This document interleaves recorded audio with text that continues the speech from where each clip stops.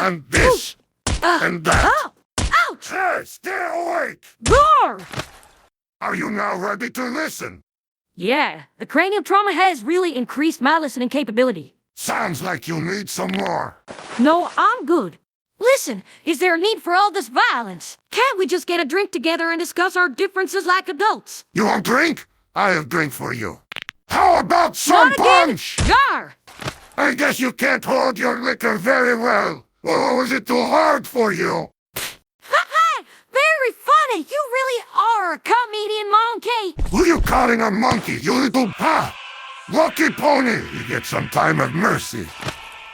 But don't try a thing stupid, or I will bend you like horseshoe. Understood. No stupid things allowed. Horsey pony. Swoosha you. Eddie, the plan has changed. What? In which way? The boss has decided to take care of our guest himself. What? Himself? Does this mean he will come? Ah! Looks like you are in trouble now. When will he be here? He's already with you.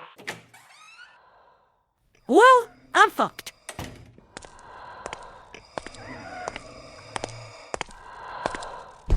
Scratch to each other, Mr. Moneyman. Thank you, Mr. Weapons Guy. You may stand back now. Of course, she is all yours. Good day, Applejack. Oh, howdy, Mr. Moneyman, sir. There is no need to be afraid. In fact, I am awfully sorry about the violent nature of this meeting, but I'm afraid there was no other way. For months, you kept adding to your debts and refused to pay them back. At first, this was no big deal, but over time, the amount of money you owed me grew and grew. It did? But how so? I haven't been gambling for months. Have you never heard of deferral interests? Differable what now? What the hell is that supposed to be? It means the longer you owe money, the more you pay. Mr. Weapons Guy is right. You have only made about 20 bits of debt by gambling. But due to all the delays and on costs, you are now at a hefty 650 bits. 650 bits? No, this can't be true. I'm sorry, but it is. I have the calculation here in black and white. So it is true. Oh dear, I had no idea my debts had gotten this high. Yes, it is easy to lose track of such things. Look, I can really understand what you were thinking. This Mr. Moneyman is just your average mafia syndicate boss, acting all dignified and genteel while being the boss of a criminal organization. He's almost a living cliché. But you are wrong. I am no criminal, and have no interest in being one. Your actions tell a different story. Watch what you say, Rorschach. No, it's all right. She has every right to think that way. But let me explain something to you, dearest Applejack. I'm certain you are acquainted with my casino, aren't you? Of course. The Sunset Snake Eyes. Every pony knows the place. That's right.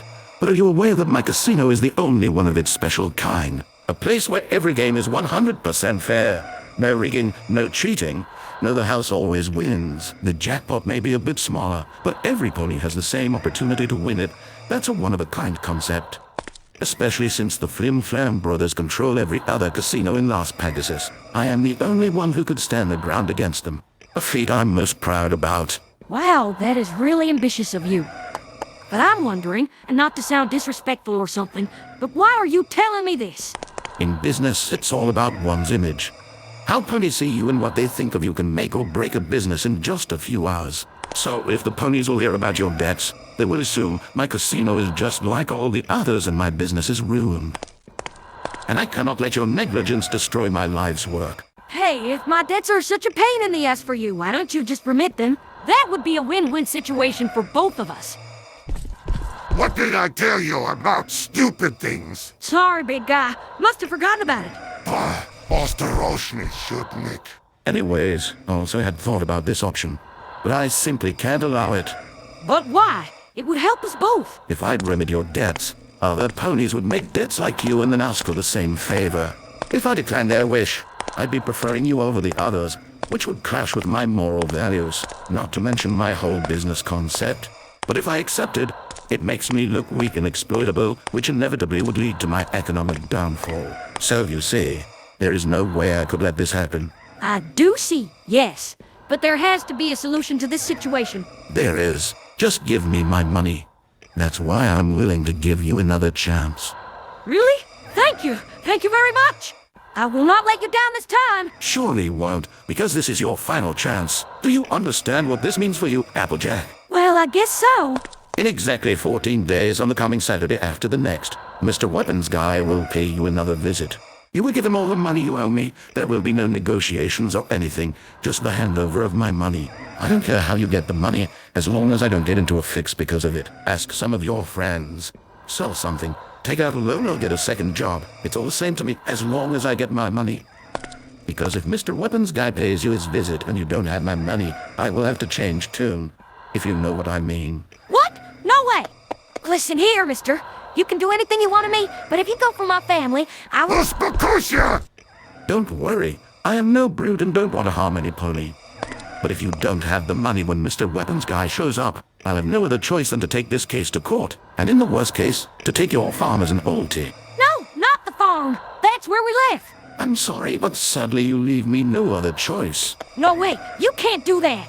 Our farm is far more valuable than 650 bits. Oh, I'm sure we would find a way to make it work. But all that doesn't need to concern you, because you will give me my money, right? Am I right, Applejack? Yeah, you're right. You will get your money. I promise. In that case, everything is all right. Such a shame. Clumsy little Applejack fell down the stairs. Luckily, Mr. Weapons Guy was there to help you and guide you home. Yes, I'm such a silly pony. Great, we are done here. Mr. Weapons Guy, please be so kind and see our guest back home. As you wish, boss. It will be done.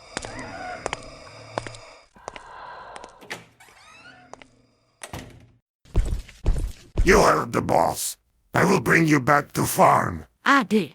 And don't worry, there is no need for more violence. I will come with you without any resistance. Good to hear, but it won't make difference. Hey, what are you doing? I'm a pony who can walk by herself, and not some sack of oats. You know, I could always just beat you senseless if you prefer. Well, being carried has something luxurious about it. I really like it. Good pony.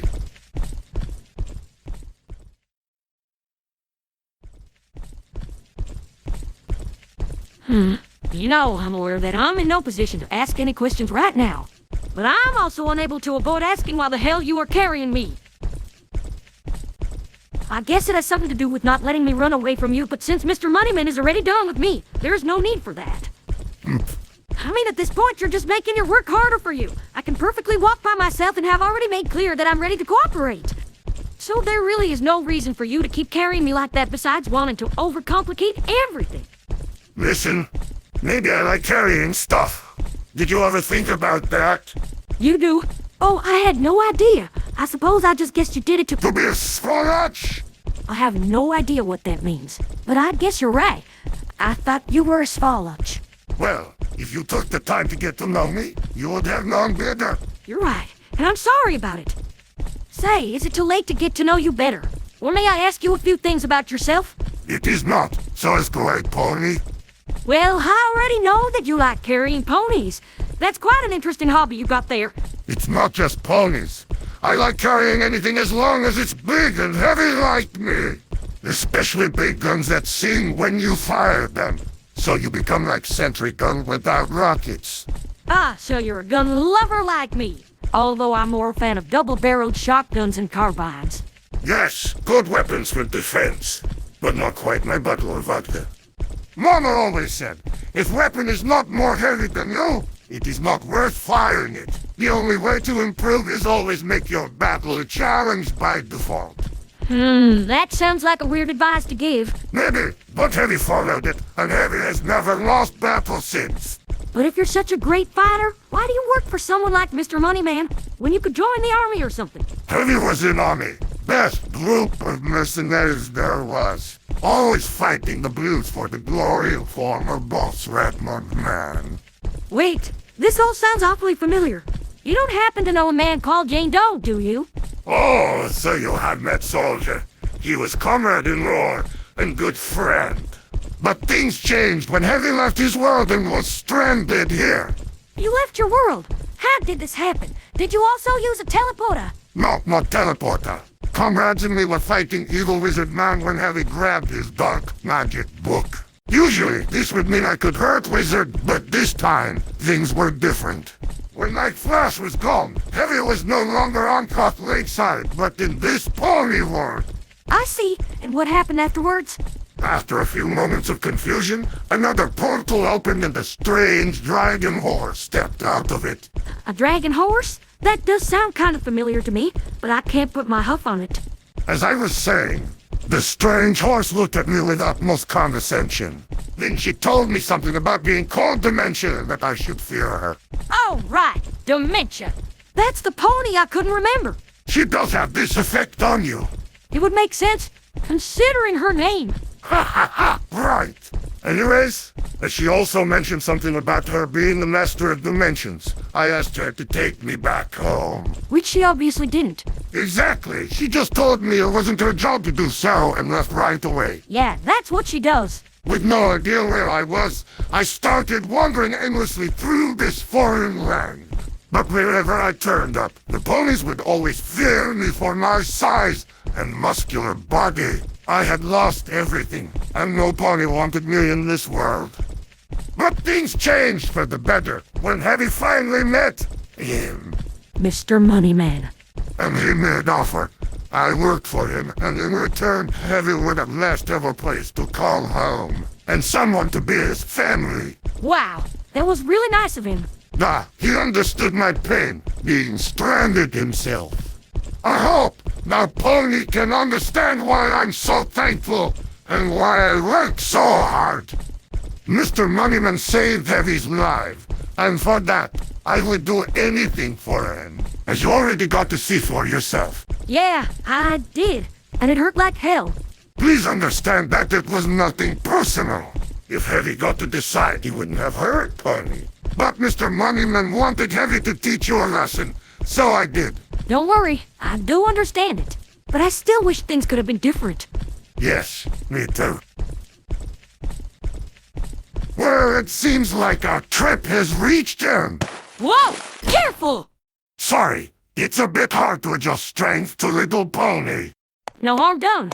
Just watch out the next time. Hey, howdy, sis. And strange men I don't know.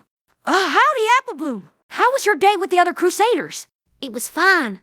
Listen, can we talk about that leader and instead address the giant human next to you? Who the hey is that guy, and why was he carrying you like a sack of oats? Oh, he's just... a friend. A friend who was carrying you on his shoulder? Yeah, because that's what friends do. They carry each other, right? Little Pony fell downstairs, so Heavy picked up and brought home. There you have it. Everything is all right. If you say so. Heavy was about to leave anyways, so don't worry about it. Right, friend. We will meet again in 2 weeks. I advise you to be prepared for my visit. You know what happens if you won't be. I do, and I will. That's what I wanted to hear. Polka Molinky Pony. What a strange fella. Are you sure he's a friend? I already told you so. Why do you have to doubt everything I tell you? Gee, Applejack, sorry for worrying about you. No, I'm sorry for bawling you out. Listen, it has been a long and tiring day, so can we please drop the subject for now? Okay, I get it. So let's talk about something else then. Like where we are storing our shovels. Me and the girls need them for digging a hole. A hole? And why exactly do you need to dig a hole? Well, it all started when Scootaloo and I met to talk about some stuff. After some time, good old Isabella showed up, but she was not alone. Next to her was the strangest thing I had ever seen.